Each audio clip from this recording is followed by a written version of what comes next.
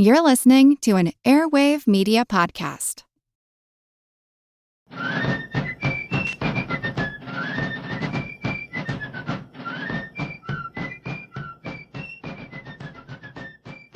Hello, and thank you for joining the American Revolution.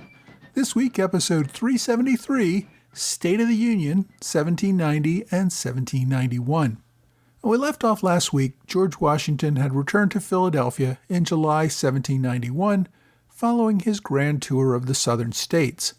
The summer in Philadelphia was itself relatively uneventful. The first Congress had officially ended on March 3, 1791.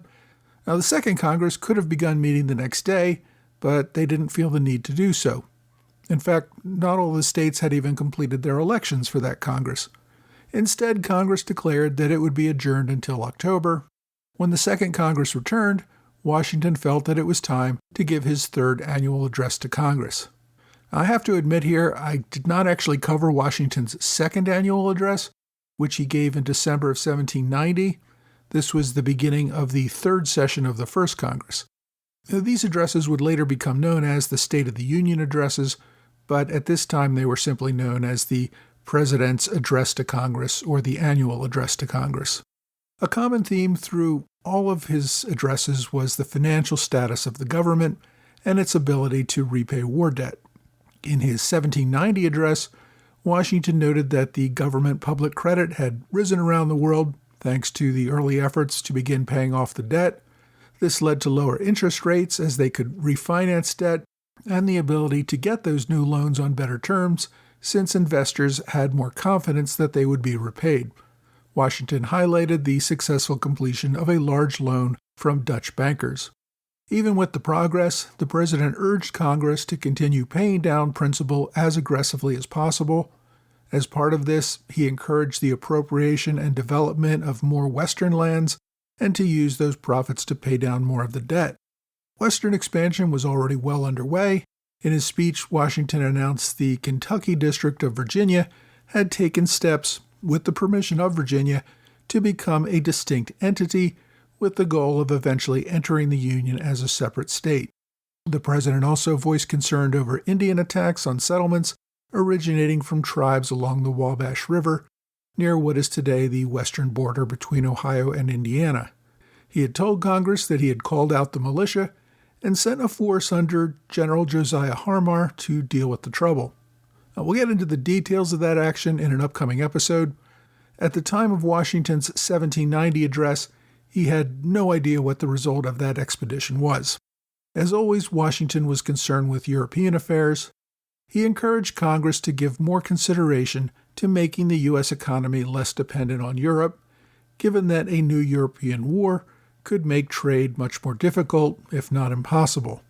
There was already a problem going on with the Barbary states in North Africa in the Mediterranean.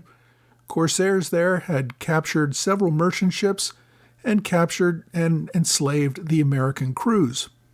Most European powers had paid off these states to leave their shipping alone. The U.S. had not. It could not afford ransom and did not have a navy to discourage this behavior. Washington called on Congress to address this ongoing problem. He also called on Congress to make some changes to the judiciary and to establish more foreign consuls in other countries. He also reminded Congress that they really needed to take action on establishing a mint, standards of weights and measures, and post offices and postal roads. Now, the following year, Washington opened this second Congress in October 1791 with his third annual address. Once again, the first issue was the economy. The last Congress had adopted many of the proposals that Secretary of Treasury Alexander Hamilton had reported on. The Bank of the United States, proposals to improve infrastructure, agriculture, commerce, and navigation were all well underway. Public credit continued to improve. Washington noted the ability of the Bank of the U.S. to sell out its subscriptions in a single day as evidence that public confidence in government finances had finally been resolved. Debt repayment was proceeding nicely, and the president did not see any need to press for more taxes given the progress that was already being made. Additional Dutch loans finalized that year had reduced the burden of interest on the national debt. Washington did have some bad news to report regarding the ongoing fights with Indians on the frontier. That force of about 1,500 men under General Harmar had advanced into Indian territory and been defeated. Again, I'm going to get into the details of this in an upcoming episode, but the result was that Washington had to assemble a larger force under former General Arthur Sinclair, and including some Kentucky militia, to confront these Indians for a second time. Sinclair had assembled the force over the summer of 1791 and was still out in the field when Washington gave this October address. Washington called on Congress to find better ways to keep the Indians from going to war in the first place. He suggested fairer methods for land sales and encouraging the government to find new ways, quote, for imparting to them the blessings of civilization as may from time to time suit their condition. Washington was basically saying that he was convinced that native tribes could find a better life for themselves if they developed farms and agricultural systems like the settlers used. It would be a more efficient use of the land than living as hunter-gatherers, and it would help to pacify them. The president noted that the tax on distilled spirits seemed to be generally accepted, but that there was some discontent in some places. He called on Congress to look for ways to reform the tax system to meet some of the objections, although the tax itself really had to stay in place. Washington also updated Congress on the process for establishing a new federal district on the Potomac River, that the city had been laid out, and that the funds from land sales would allow the construction of public buildings as planned. He also reported on the results of the 1790 census, showing a population of 4 million Americans. The president called on Congress to do more to establish magazines and arsenals to be used by the Army in times of need. He also reiterated his call again for a mint, a standard for weights and measures, for more postal roads and offices, and for the sale of vacant lands to help bring down the debt. As had been the case in his first annual address, James Madison played a key role in drafting both the second and third addresses, although Hamilton's views were much more prominent in this third address. Madison also helped to write the House replies to both addresses. Both the House and Senate continued their policy of writing a response, then sending a delegation to the president to deliver their response in person. I'm not going to go into the details of the replies. They essentially thanked the president for his efforts, promised to work on his priorities that he laid out in his speech, and told him they would continue to work for the good of the people and for the country. There was no effort to challenge the president or debate his policies. These responses were seen as more pro forma signs of respect, not a place to voice division. The first divisions within government, however, were well underway. The divisions were not just in Congress. Members of Washington's small cabinet were already growing increasingly divided. Specifically, Secretary of Treasury Alexander Hamilton and Secretary of State Thomas Jefferson seemed to be moving in very different directions politically. After Hamilton established the Bank of the United States, Jefferson and Madison grew far more skeptical of the direction of the administration. From their perspective, Washington seemed to be in agreement with the general policies that Hamilton was proposing. Neither man was ready to break openly with President Washington. Their opening salvo was to sponsor a newspaper that would be friendlier to their views. New newspapers overall were a trend at this time. By 1790, there were about 100 newspapers across the United States. This was more than triple the number that had existed before the Revolution began. The paper that seemed to get the most attention was the Gazette of the United States, which began publishing in New York in 1789. John Fenno, the publisher of the Gazette, had come from Boston. He'd been a school teacher and ran several business ventures before starting his newspaper. Fenno had no real experience as a printer before this venture. The 39-year-old hoped to build a newspaper based on the model of the London Gazette in Britain. There, the Gazette served as the official record of the government. It made much of its money printing documents for the government, and Fenno hoped his Gazette of the United States would do much the same thing for the new federal government. His newspaper was in place by 1789, in time to cover Washington's inaugural address. Very quickly, Fenno identified with the Hamilton branch of the Federalists. This semi-weekly paper moved to Philadelphia with the government and continued its efforts to further the Federalist cause. Fenno hoped his Gazette would become the national paper of record that would report on all federal debates and laws. As I said, the paper soon found itself very closely aligned with Hamilton's view of government, actively supporting business, trade, and manufacturing, advocating for more infrastructure, roads and canals, and pushing for more national identity and away from Americans thinking of themselves primarily in terms of their home state. The Gazette of the United States also became a vocal advocate of Hamilton's debt assumption plan and the Bank of the United States. Hamilton, in turn, gave Fenno government printing jobs and other financial support to help the paper keep going. The paper also published a series of essays called Discourses on Davila, which was critical of the excesses of the French Revolution. It advocated for a government closer to the British model that included an aristocratic class that would keep the masses in line. These essays were published anonymously, but the author turned out to be Vice President John Adams. Jefferson and Madison saw the Gazette of the United States as a danger to their view of the country. Jefferson called the paper a, quote, paper of pure Toryism, disseminating the doctrine of monarchy, aristocracy, and the exclusion of the influence of the people. So, to counter these ideas, Jefferson and Madison sought to establish their own newspaper that would articulate their view for the country. They helped set up a new newspaper, which was called the National Gazette. The editor of this new newspaper, Philip Freneau, began working with Jefferson and Madison to create this paper. Freneau was born in New York City before the war. He'd graduated from the College of Princeton in 1771, where his main focus was poetry. He considered teaching and theology his careers and also wrote a number of patriotic tracts before the Revolutionary War. He was working in the West Indies for the first few years of the war, but after that he did return to America in 1778 and took a job on a privateer. The British captured his ship, and he spent a short time in one of the British prison ships in New York. When the war ended, Freneau worked as an assistant editor for the New York Daily Advertiser. He was working there in 1791 when Jefferson and Madison discussed the idea of starting a new newspaper. This became a real focus of discussion in early 1791. Freneau had a little newspaper experience under his belt, but none of the men had any money really to start a newspaper.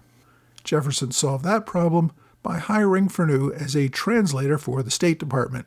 Freneau spoke French, but then so did Jefferson. This government job seemed to be more focused on giving Freneau a salary for not doing much of anything so that he could focus on establishing the new newspaper. Like Fenno's Gazette of the United States, Freneau's National Gazette hoped to be a national paper that would focus on government activities. It would be published twice a week and would be delivered to subscribers who paid $3 a year. Freneau began publication in Philadelphia beginning on October 31st, 1791, only a few weeks after Washington's third annual address to Congress. His newspaper covered government debates and policies, but was immediately much more critical of the administration than some of the other papers. It criticizes even little things like celebrating the president's birthday as, quote, a forerunner of other monarchical vices. The main theme of the paper was that the government had to move back toward protecting Republican virtue and avoid the temptations of monarchy. Although Jefferson effectively backed publication through a government job, he didn't write for the paper. Madison, however, contributed numerous anonymous essays that were critical of the Washington administration. It also voiced support for the French Revolution, which was growing more and more radical at the time. This isn't to say the paper was anti-federalist, in the sense that it objected to a federal government. Quite the contrary. The editorials were strong supporters of the Union and of having a federal government. Its concern was that the federal government remained tied to the interest of the common people rather than wealthy elites. The concerns expressed were not without basis. As I said, Freneau's Gazette of the United States, which was channeling men like Hamilton and Adams, believed that monarchy was inevitable and that there had to be a class division in America. It declared, quote, "Take away thrones and crowns from among men, and there will soon be an end to all dominion and justice. It also noted, quote, "For the experience of past ages proved that whenever a people have exercised in themselves the three powers, the democracy is immediately changed to anarchy." Freneau targeted these ideas in the National Gazette. He also targeted the leading advocate of these monarchical ideas, Alexander Hamilton. The National Gazette railed against most of Hamilton's initiatives, arguing that they violated the Constitution.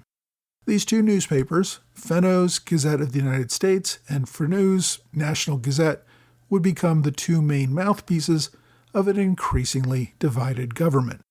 The rivalry would only grow over the next few years. In 1791, the debate was just getting started. Washington was already concerned about divisions among his advisors and in Congress. He also saw more opposition in the Second Congress when it resumed business in late 1791. At this time, there were no defined political parties yet, but the First Congress saw substantial majorities willing to support the administration. At least two-thirds of the House and Senate went along with their initiatives. Washington still enjoyed a majority of supporters in the Second Congress, but the dividing lines were closer, more like 55% to 45% on many policy initiatives. During the first 2 years in office, Washington had also struggled to find a way to discuss issues for developing policy. He made some initial efforts to consult with the Senate or members of the Supreme Court, but he found those bodies really didn't suit his purposes for having debate and discussion on these issues. He did consult, of course, with his various secretaries on issues, but these were one-on-one meetings. Washington did not really like having a one-on-one meeting. He recalled his war councils during the Revolutionary War, where he could have all of his generals get together and debate the issues in front of him without him having to enter the debate himself. These debates helped him to develop his own policies as he listened to them. Washington had been reluctant to have his department heads meet as a group to discuss issues. One big reason for this was the fear of being perceived as a monarch. In Britain, the king met with his ministers in the Privy Council to discuss matters of state. Washington feared that a meeting with his own heads of departments would be compared to a Privy Council and subject him to more criticism of taking on monarchical forms. The British Privy Council was not only considered monarchical, it was considered a source of corruption. Powerful men meeting in secret to discuss policy. So when Washington needed to consult with the department heads, he either met with them individually or he asked them to speak among themselves and then let him know their thoughts later. Ironically, the first cabinet meeting, which would not be called a cabinet meeting for several more years, took place with Vice President John Adams rather than with President Washington. While Washington was on his southern tour in 1791, he asked his department heads, if an issue came up that was important, to get together and make a decision about it and then let him know. Shortly after Washington had left town, Hamilton got word from France that U.S. agents had negotiated another Dutch loan on favorable terms, but that the loan needed quick approval. Hamilton contacted the other department heads and Vice President Adams and asked for a meeting. Now, at the time, the only other department heads were Secretary of State Jefferson and Secretary of War Henry Knox. Because the Attorney General was simply an advisor and didn't have his own department, he did not participate in this meeting. So the group met at Jefferson's house in Philadelphia on April 11th and approved the loan. Hamilton sent the decision on to Washington, but it took nearly a month to reach the president. Perhaps in part due to the fact that no one seemed to raise a fuss about this meeting, Washington decided to hold his own cabinet meeting on November 26, 1791. He had all three department heads there, plus Attorney General Edmund Randolph. Vice President Adams was not invited. The purpose of the first meeting was primarily foreign policy. The president wanted to develop better diplomatic relationships with France and Britain. Specifically, he wanted ideas on how to get American access to French and British ports in the West Indies, and also to take control of some forts in the Northwest Territories that Britain still occupied. Now, the main result of this first meeting was not any of the subject matter that was discussed. It was the fact that Washington had found a useful format and also found that he did not get a great deal of criticism for holding these meetings. As a result, the president would average more than one cabinet meeting per month for the rest of his time in office. Next week, we're going to cover another major event of 1791, the Haitian Revolution.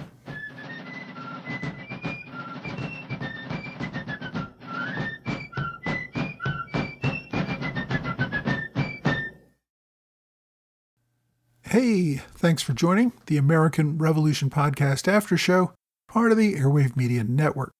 Thanks to my Patreon supporters in the Alexander Hamilton Club, George Davis, Michael Mulhern, Mitchell Anderson, and Gordon Kemp. Thanks to Robert Morris Circle supporters, TJ Walker, and Curtis Johnson. Welcome to Nick Manning, who joined the Privy Council recently on Patreon. And thanks to David Price for a gift via PayPal. Thanks also to Ken Canestrini for a generous one-time gift. This week, we covered President Washington's State of the Union addresses for 1790 and 1791. I think it's useful to take a look at these addresses since they show the priorities and concerns that the government faced during these times. We see the issues of paying off debt and securing the western frontier as some of the top issues.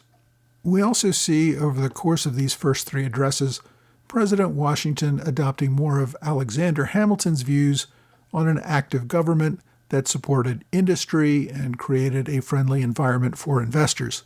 As I said in the main episode, this is the first major political divide in U.S. history, as people like Thomas Jefferson and James Madison had a very different view for America. I guess we've already had a couple of other divisions. There were, of course, those who supported U.S. independence versus those who did not. Then there was division between those who supported the new federal constitution and those who did not. All of the men in this new debate were on the same side on all those fights. This new division was whether America would develop into an industrial and a commercial power that by necessity would create more class division and a wealthy elite, or whether it would remain largely an agricultural society that put its focus on trying to remain more egalitarian. It's always perplexed me that Jefferson and Madison came to dominate politics, even though Hamilton's vision for America seems to be the one that succeeded. I mentioned in the main episode that these divisions took on a new public dimension with the establishment of the two newspapers in Philadelphia. I mostly wanted to cover the origins of both papers since the National Gazette began publication during the time period covered in this episode.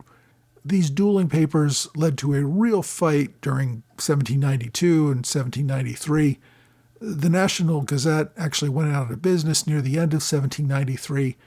It never really got the number of subscriptions that it hoped, and an outbreak of yellow fever in Philadelphia was the final straw, killing off many subscribers as well as a few of the members of the staff. A few months later, also, Jefferson resigned as Secretary of State, meaning that Gazette editor Philip Freneau lost his government job. At this point, Freneau retired pretty much completely from the world of politics. He moved to a rural home in New Jersey and lived quietly for another 40 years, writing about poetry and nature. Another anti-administration newspaper, however, took the place of the National Gazette, the Philadelphia Aurora, edited by Benjamin Franklin's grandson, Benjamin Franklin Bache, took up the job in 1794. Bache, however, died in another yellow fever epidemic that hit Philadelphia in 1798. Hamilton's Gazette of the United States continued to publish, although editor John Fenno died in the same epidemic that killed Bache. When the government moved to Washington, D.C. in 1800, the Gazette remained in Philadelphia, at this point edited by Fenno's son, also named John Fenno. The younger Fenno sold the newspaper, which went through a series of editors until it finally merged with another newspaper in 1818. I also mentioned that the first cabinet meeting took place in late 1791, 2.5 years into Washington's administration. We tend to think today of the cabinet as a fundamental part of the presidency, so it's hard to remember that it took some time in even coming into existence. Washington's concern over appearing too monarchical probably never happened because both major political factions of the time, the Hamilton faction and the Jefferson faction, were both represented at these meetings. My book recommendation this week is Infamous Scribblers, The Founding Fathers and the Rowdy Beginnings of American Journalism by Eric Burns. This book begins in the colonial era and ends with the Sedition Act in the Adams administration. It does devote a few chapters to the Fenno-Freneau newspaper wars that we covered this week. It's an interesting read. The author is a broadcast journalist who has worked for both PBS and Fox News. He published this book in 2006. If you want to learn more about this interesting story about early newspapers, get Infamous Scribblers, The Founding Fathers and the Rowdy Beginnings of American Journalism by Eric Burns. My online recommendation is John Adams's Discourses on Davila.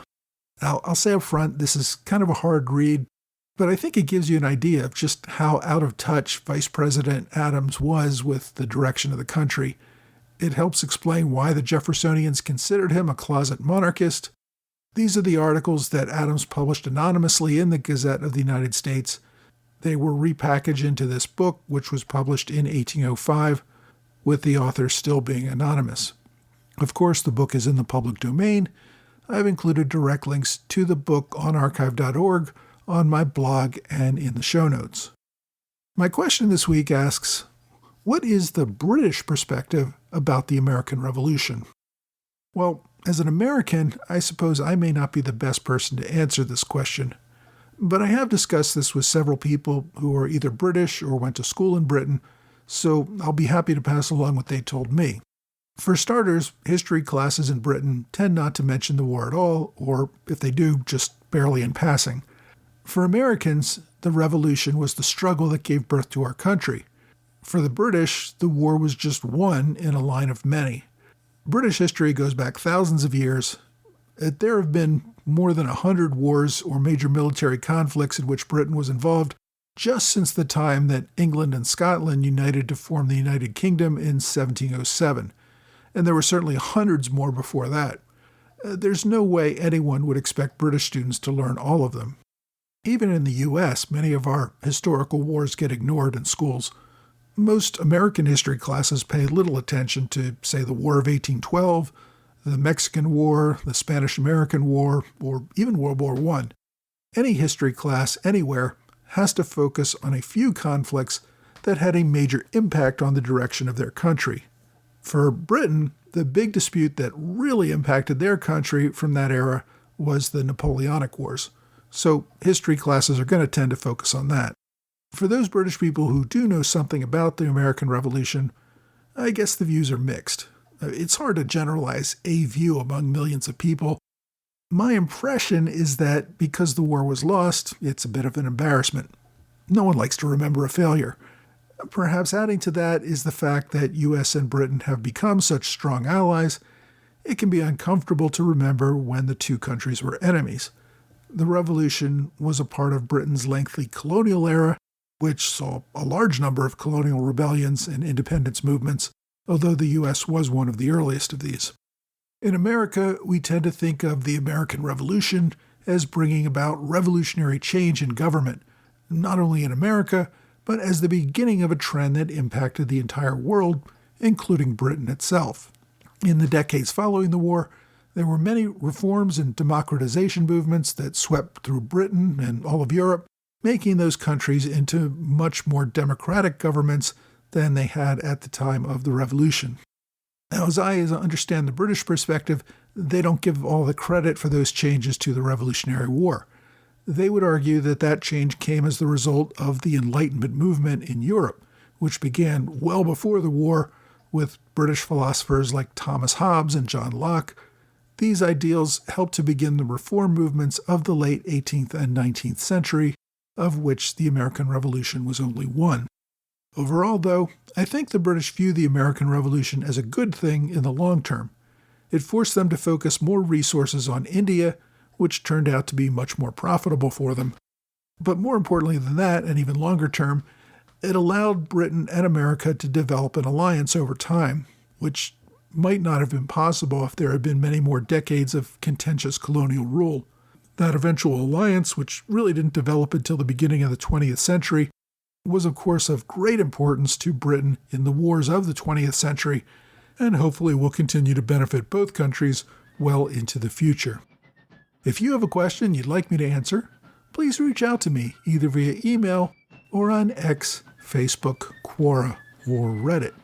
Well, that's all for this week. I hope you will join me again next week for another American Revolution podcast.